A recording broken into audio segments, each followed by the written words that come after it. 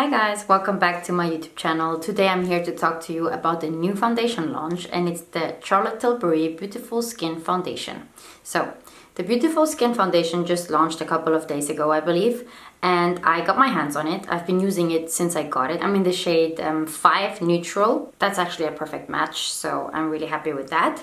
One other thing you have to know, this is 30 milliliters. It retails for 40 euros or $44. Okay, so today's video is going to be me demonstrating how I use the foundation. You're going to see two different application methods, and afterwards you're going to see how it looks like. And at the end of the day, I'm going to check back in and show you how it looks like after a couple of hours. Okay guys, so my hair is wet and out of the way, and my skin has some moisturizer on it. It's nicely prepped. On this side, we're going to go ahead just with a foundation with a beauty blender.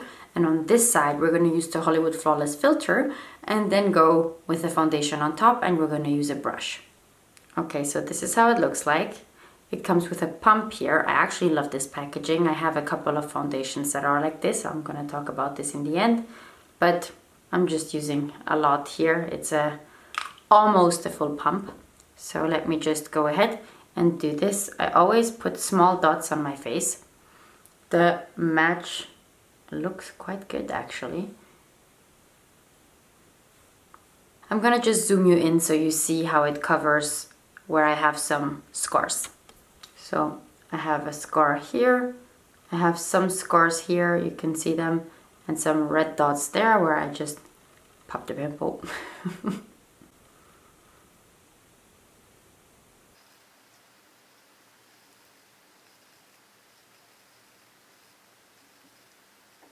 I'm not going to say my opinion yet. We're just going to go to the other side and see how this one looks with the brush. So I used to be a big fan always of the Hollywood Flawless filter, and I had heard that this foundation is supposed to be the Hollywood Flawless filter in a foundation.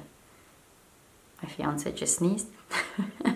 Okay, let me just again do the same thing. I have some allergic reactions here and I want to see how it covers those.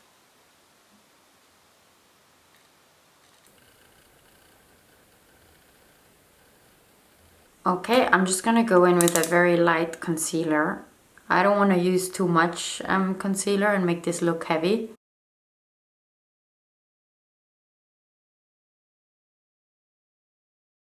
Okay, so regarding the shade match, I'm now at my palest. I don't get any paler, and this is shade 5 Neutral. And yeah, it's really a perfect shade match. Regarding the coverage, I wanted to say that it has, I would say, light coverage with the beauty blender and a more medium coverage, like a slightly better coverage with a blurring brush. I did not like the application with the beauty blender. I mean, this is not a beauty blender, it's the Real Technique sponge, but I also applied it already with a beauty blender.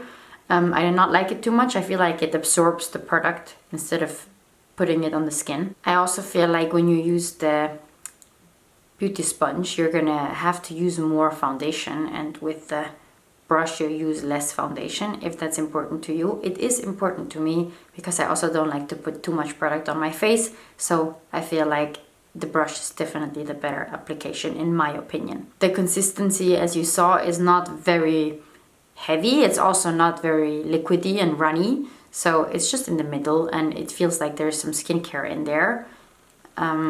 Yeah, let me finish the face and then we're gonna zoom up closer and see how it looks like after some time wearing it. Okay guys, so I'm back here. I did my full face of makeup. I used only Charlotte Tilbury products to achieve this look. I can already say if you use cream products, the foundation moves. So because of its light coverage, you will use the bronzer or you will use the blush and it will just move left and right. It moved less on the brush side where I applied my makeup with the brush, more where I applied it with the beauty blender.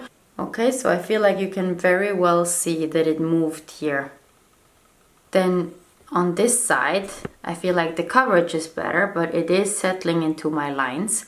On my forehead, it's so far looking quite nice. It's not settling anywhere. I have dry patches here, but it's looking fine actually. And where I have my little allergic reaction with the brush, it's looking fine, slightly on the dry side. Okay, so I had the idea to bring my fiance and he's gonna comment some questions that I'm gonna ask him. So, what do you think? How does my skin look like? Do I look younger? Do I look older?